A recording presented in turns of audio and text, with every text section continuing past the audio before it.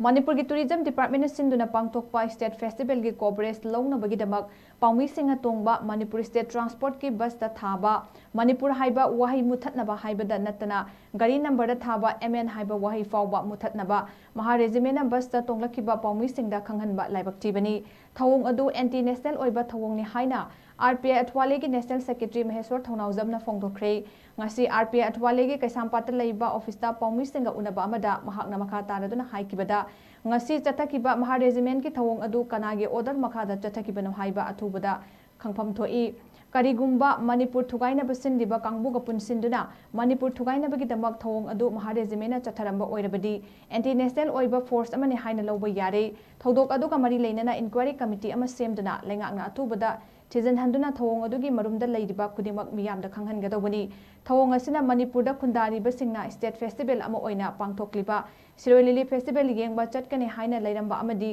Paomee Singda coverage loba chatnaba hotnabada pamdaba thongdok thokpana maram oiraga Manipur gi miyamna masagi maramda ningkha tamna aki akhang leitana hingbada safaningai oije haiba chawnga takle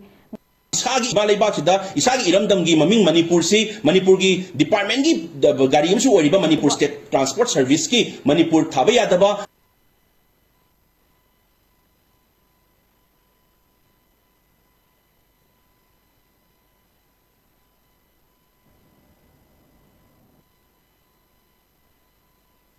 gari name plate MN thaba yadaba Manipur thaba yadaba eratragadi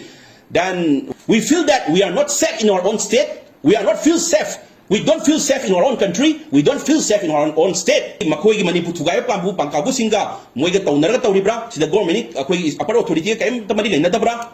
natraga mathak thongbagi order leragadi adugi order utpiu political party adugi adagi organization mem saram thangraga Manipuri haibadi sidi maitai haiba leite kanglup ma haiba leite Manipur haiba Laibak ki wahai sida sola ibani aduna whole Manipuris who love Manipur, who love our own state, si pulak punjal lakanda, ihaw achom lakani haibase miyam daisani.